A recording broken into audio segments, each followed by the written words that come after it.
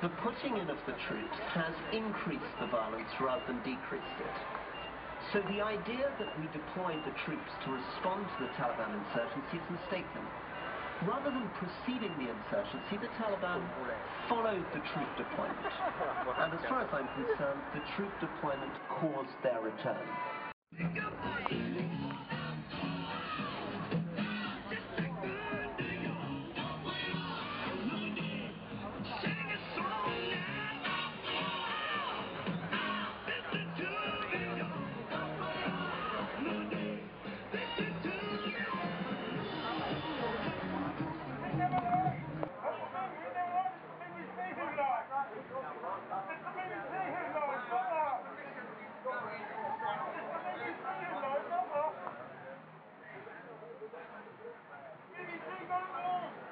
Fallujah were also unworthy victims. American Marines, helped by the British, killed some 5,000 people there. Last year I used footage of what had happened in Fallujah in a film of mine. It was almost a vision of Hiroshima. Not a frame of this film was broadcast when all this happened 6 years earlier. And he often spoke up here. None of it happened. It didn't happen even as it was happening. It didn't matter. Everything was used in Fallujah: cluster bombs, white phosphorus. Cancer is now rampant in that city. In Afghanistan, I filmed a woman called Arafa kneeling beside the graves of her husband and 7 other members of her family, including 6 children. I walked into the crater and saw pieces of human bone. We've had 10 years of such crimes that didn't happen, that didn't matter. 10 years. The revision is now well underway, and I'm not referring to the Sun or the Daily Mail. Yesterday, The Guardian said that the invasion of Afghanistan was understandable, and to wage a short war was unavoidable.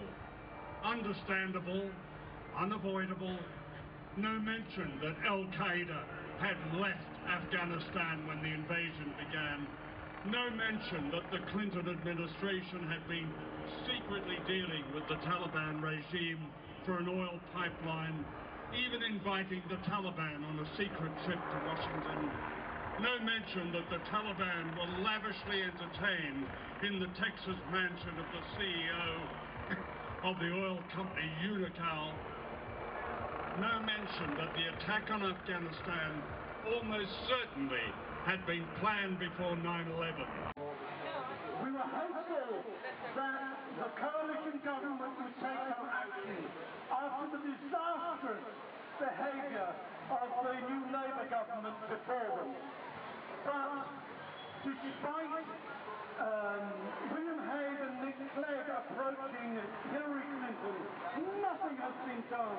And when I write nowadays to the Foreign Office to ask what progress is being made, their letters get shorter and shorter and shorter.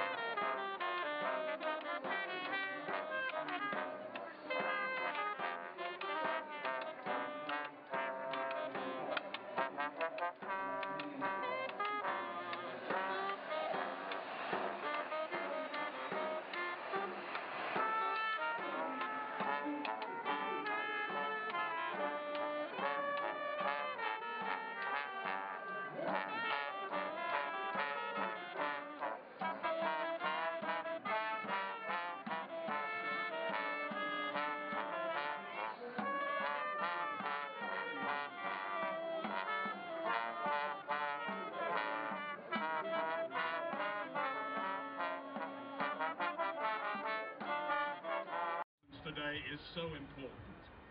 Because you and millions like you all over the world represent decency, sanity, outrage.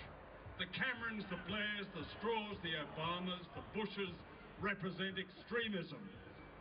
They are the enemy. Free, free Syria! Free, free Syria! Down, down Assad! Down, down Assad! Free, free Syria! Free, free Syria! Down, down Assad! Down, down Assad! Where's our human rights? Also shot in Helmand. Warrant Officer 2nd Class Colin Beckett, aged 36, from Peterborough, who died in an IED explosion in Helmand. David Dalyell, a ranger, aged 20, from County Down, who died in an operational accident in Helmand. Private Martin Bell, aged 24, from West Yorkshire, who died in an explosion in Helmand.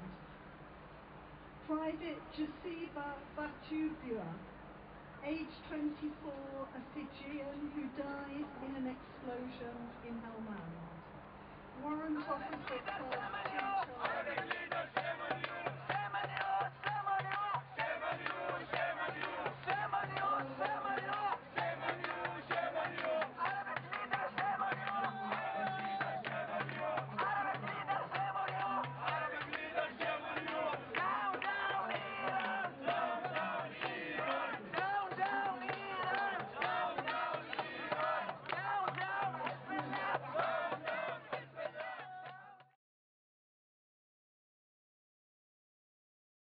Services, the money they save goes into the war.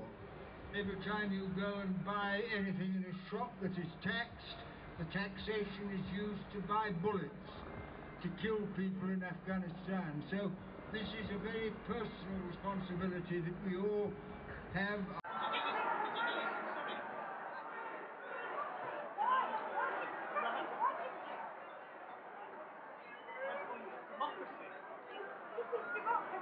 But at least you're doing it.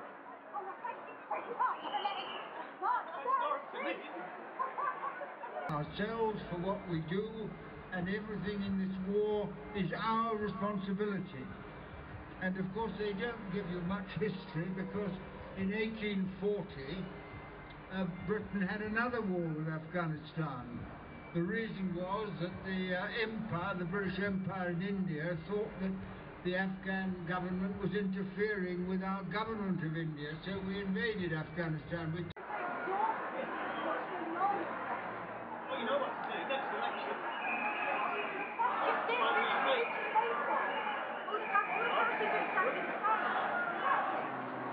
You just got to go back to politics. Yeah, but I don't think it will change anything. I think it's going to change, it's going to take revolution. It's gone on and off ever since, and many, many wars have occurred. When the British Empire was built up, it was built up by war. We occupied India, we occupied Pakistan, we occupied Sri Lanka, we occupied South Africa, we occupied Canada. The Americans were colonies, and it was all done by war. And wars become something we sort of told to accept as a national duty. They say people gave up their lives. They didn't give up their lives. They joined the army and were killed or maimed. And that is a fraud. And the invasion of Libya is a fraud. According to evidence published in France, but not in this country, the so-called National Transitional Council in Libya promised to grant 35% of oil concessions to the French company Total in exchange, and I use the term they used the term rather, in exchange for France's military involvement. And here's David Cameron boasting that Libya is the model for humanitarian intervention all over the world. Someone we respect, someone we admire for what he has done for the truth and for news around the world. Please welcome Julian Assange.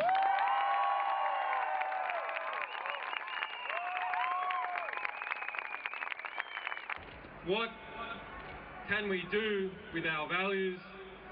What can we do at all in relation to this war.